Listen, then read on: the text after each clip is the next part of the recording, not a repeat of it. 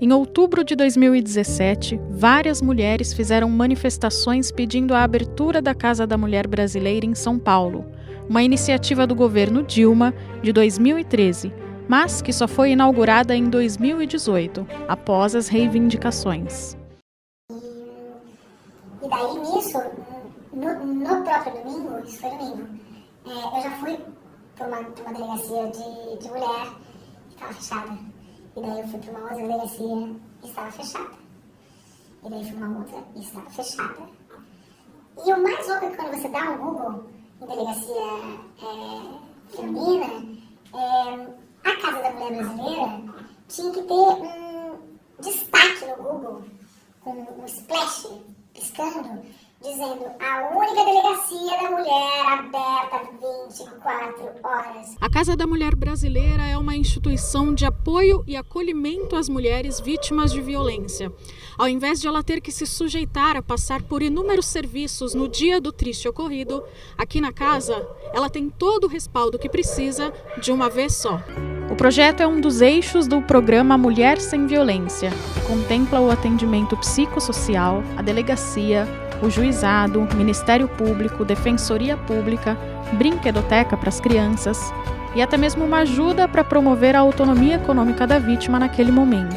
A coordenadora de política para as mulheres, Ana Cristina de Souza, explica como a vítima é atendida para que seja poupada de ainda mais sofrimento, a partir do momento em que ela chega ao local. Isso vai depender muito da demanda que essa mulher vai trazer. Então, se essa mulher ela chega para a gente, que é o que a gente chama de atendimento de porta aberta, né? E ela chega para a gente já relatando uma situação de violência, inicialmente ela vai passar no atendimento multidisciplinar, vai ser acolhida por uma assistente social ou psicóloga. Pode ser que sejam casos que venham flagrante. E aí, inicialmente, quem vai acolher essa demanda é a delegacia. E tem casos ainda que essa mulher ela já vem de um outro local atendida e então ela vai buscar a Defensoria Pública para as demandas que ela necessita. De acordo com Denise Dal, secretária nacional de enfrentamento à violência contra a mulher do governo federal, além da iniciativa anunciada em abril, que prevê a instalação de uma Casa da Mulher Brasileira em cada capital do país, a ideia é que agora mais unidades cheguem às cidades. São as novas Casas da Mulher Brasileira, além das capitais, que as prefeituras ou até uma parceria com o governo estadual e federal tenham terrenos disponíveis e adequados para que as Casas da Mulher Brasileira sejam construídas. Apesar da boa notícia, para Denise ampliar o projeto não é fácil, porque o governo Lula precisa reconstruir a política para as mulheres. Além do desmonte no orçamento deixado pelo governo anterior, é necessário mudar a forma como elas eram vistas. Antes, pilar da família. Hoje, protagonista do próprio destino. Segundo o estudo do INESC, entre 2015 e 2020, o valor investido em políticas públicas para as mulheres diminuiu 74%. O Ministério, na época comandado por Damares, deixou de executar 70% do orçamento da pasta. E, em 2022, último ano de Jair Bolsonaro, o orçamento federal utilizado foi o menor dos últimos 4 anos. Nós modificamos o foco das políticas para as mulheres. Nós tínhamos uma política que não tinha uma visão que garantia a mulher ser sujeito do seu próprio destino, que não via a mulher como protagonista das decisões da sua própria vida. O papel do governo federal em parceria com os municípios é fundamental para mitigar o cenário que se alastra. Segundo o estudo realizado pela Rede de Observatórios de Segurança de março deste ano, e que trabalhou com um recorte de 7 estados, São Paulo é o que mais se destaca. Foram 109 feminicídios e um caso de violência a cada 10 horas. Eu acredito que é isso, né? Falar do Serviço Casa da Mulher Brasileira é a gente também fazer uma avaliação de cada estado, né? E a demanda desse estado. São Paulo, por exemplo, é um estado que a gente sente a necessidade, e aí no caso estou falando da capital, São Paulo, da gente ter mais unidades mesmo da Casa da Mulher Brasileira, né?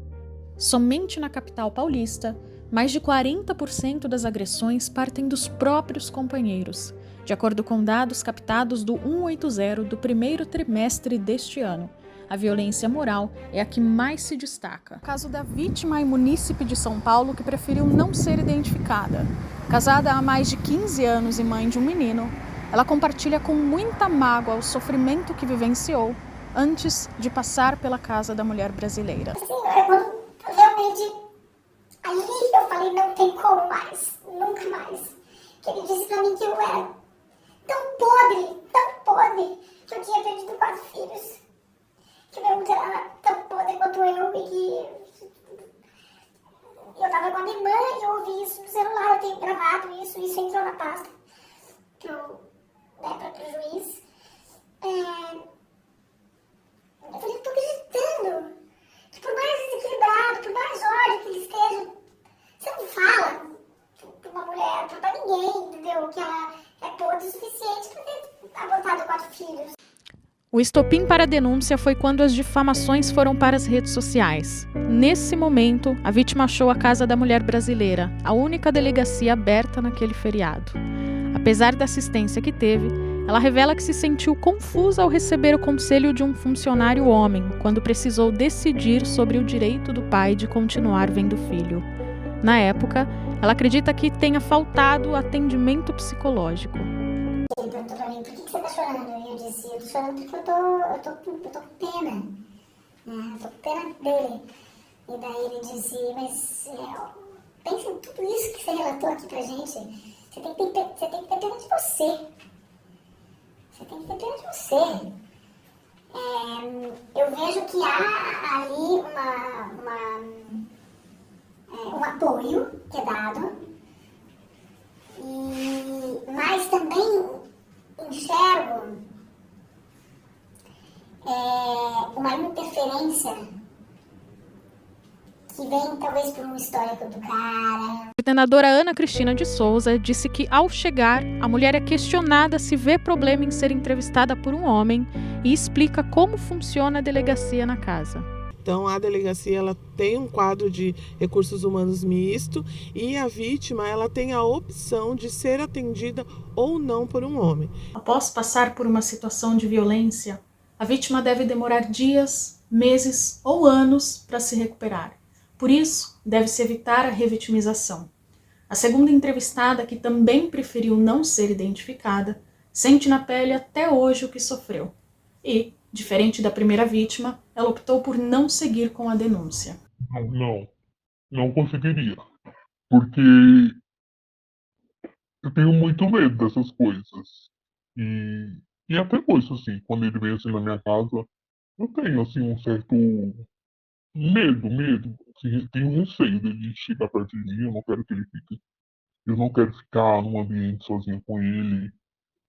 Sabe, quando eu entro, ele tá aqui na minha casa com os meus filhos, eu entro no meu quarto, eu procuro trancar a porta, sabe? Eu tenho medo. Apesar do medo ser um fator que impede a denúncia, ele não é o principal. A dependência econômica ocupa o primeiro lugar no triste ranking que mantém as vítimas ligadas ao agressor. Um outro dado que leva ao perfil das vítimas, que na maior parte dos casos são mulheres negras. Essas mulheres ainda não conseguem chegar até os serviços e aí a gente vai falar de uma série de causas e motivos que essas mulheres não chegam. Então, hoje nós trabalhamos exatamente para isso, para que a gente consiga alcançar mais mulheres e mudar um pouco mais esse perfil que a gente levantou aí e entende que ainda tem mulheres que precisam chegar. Uma coisa é certa, ainda há muito trabalho a fazer pela União em parceria com os municípios.